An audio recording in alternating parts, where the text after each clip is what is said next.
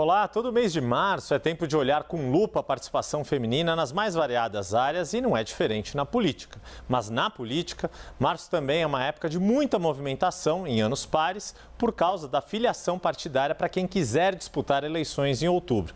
A gente vai falar disso tudo aqui no Índice CNN de hoje com o Antônio Lavareda, já na tela ao meu lado. Bem-vindo, Lavareda. Mas vamos começar justamente com esse espaço que as mulheres têm ocupado quando o assunto são as eleições municipais. O IPESP Analítica mapeou o número de prefeitas do Brasil. E os números mostram uma participação feminina ainda baixa, menor inclusive do que no Congresso Nacional, Lavareda. É verdade, Yuri. Essa participação das mulheres nas prefeituras, ou seja, nos municípios brasileiros, fica inferior aos 18% que elas atingem na representação à Câmara Federal e aos 19% que atingem no Senado. Isso é um quadro que, obviamente, merece reflexão. A gente tem uma tela que mostra justamente esse número, né? São 710 cidades com prefeitas e essa comparação que o Lavareda menciona. 13% das cidades do país governadas por mulheres, mas se a gente comparar, por exemplo, com a Câmara dos Deputados, elas representam 18%. Queria chamar a próxima tela também, Lavareda, para a gente destrinchar um pouco mais pelo cenário regional. O destaque aí me chamou a atenção, inclusive, da região norte e nordeste, mas principalmente a região nordeste, tendo uma maior participação de prefeitas no número de gestores municipais, Lavareda. Olha, Yuri, esse percentual, talvez, ao contrário de merecer comemoração, mereça um pouco, na sua análise, um pouco de cautela. Porque, na verdade, a política nessas regiões, nós estamos falando do norte, nordeste, centro-oeste, ela tem um caráter mais familístico, em boa medida. Então, é comum, em muitos municípios dessas regiões, que determinadas famílias, ao longo do tempo, vão se sucedendo.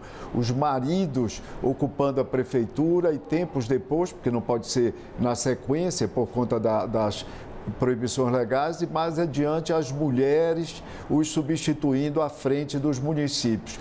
Então isso, de qualquer forma, é um dado positivo que eleva a participação, mas talvez a explicação resida nesse caráter sociológico diferenciado em relação ao sul e ao sudeste do país. Yuri.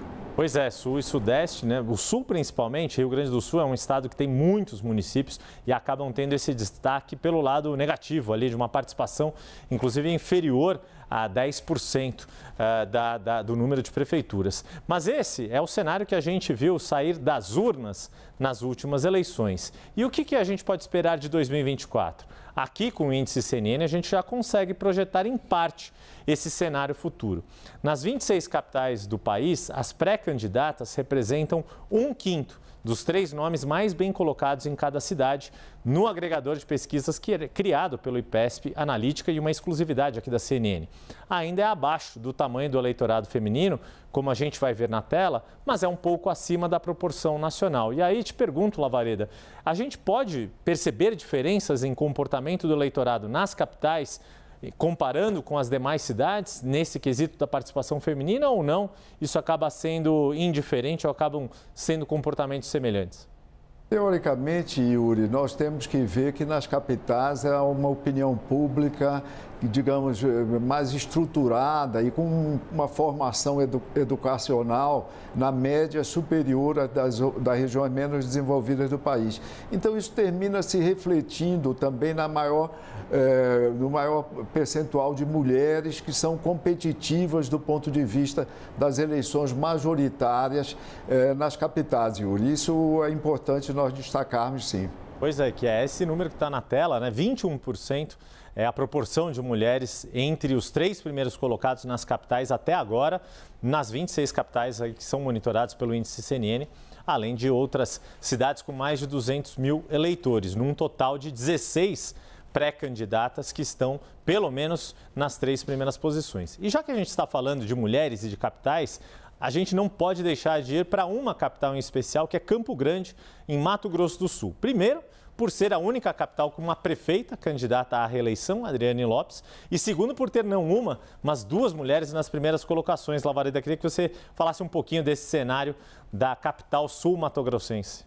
Na verdade, Yuri, a Rose Modeste e a Adriane Lopes estão liderando, segundo o índice CNN, liderando a disputa nesse momento. Nós sempre recordamos que a eleição ainda está muito distante, as candidaturas ainda estão se consolidando, vai ser necessário a aprovação de todos os nomes nas convenções em meados do ano, para aí sim começar a campanha ali por volta de agosto e se desenvolvendo basicamente em setembro, Yuri. Mas você vê esse cenário diferenciado, duas mulheres liderando a disputa numa cidade importante, numa capital importante da região centro-oeste. Exato. E vale destacar que Campo Grande, não só esta cidade, mas outras 15 das 100 cidades que são monitoradas pelo índice CNN, tem números da corrida eleitoral atualizados com pesquisas que foram divulgadas nesta semana.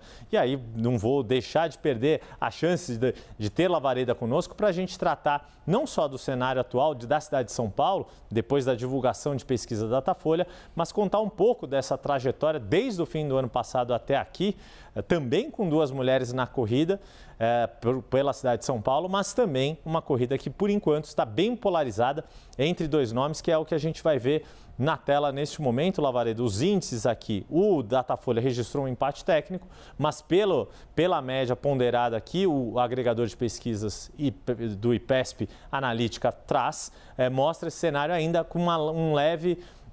um patamar um pouco acima de Guilherme Boulos em relação a Ricardo Nunes. Lavareda. É verdade, mas você nota, Yuri, além da presença de duas mulheres, a Tabata Amaral e a Maria Helena, candidata do Novo, não é que você tem um cenário que ainda promete uma transformação ao longo do tempo.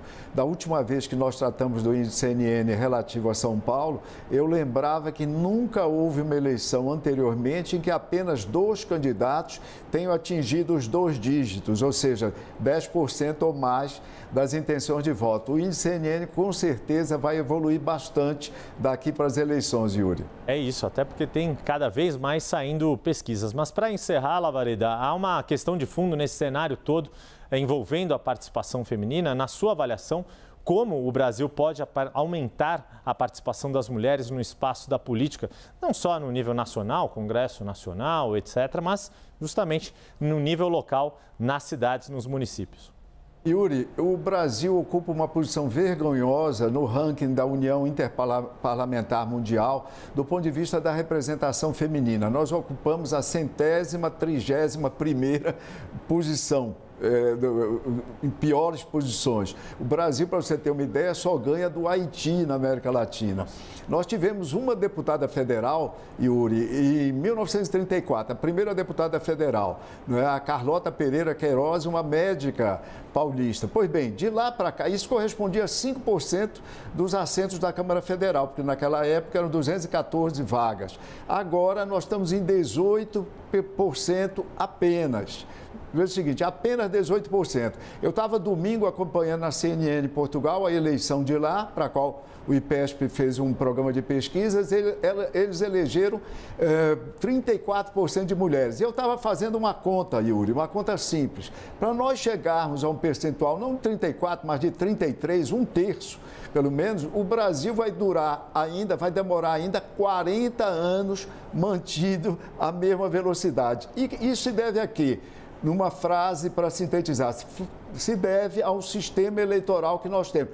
O voto proporcional de lista aberta que torna a eleição para parlamentos, Câmara de Vereadores, Câmara Federal e assembleias estaduais, torna isso uma briga de foice, uma competição darwiniana que afasta as mulheres. Então, se as mulheres não quiserem esperar 40 anos para terem ao menos um terço de participação na representação política do Brasil, Yuri, eu sugiro que elas se mexam. Não só elas, nós também nos mexamos, porque afinal de contas, participação feminina em todas as áreas da sociedade são uma questão das mulheres, mas também dos homens. E, bom, você que está em casa, você já sabe, eu renovo aqui o convite. Toda semana, Antônio Lavareda e eu, Yuri Pita, trazemos dados e análises aprofundadas das eleições municipais mais esperadas desde a redemocratização. Lavareda, mais uma vez, muito obrigado e até a semana que vem. Até a próxima semana, Yuri. Até lá.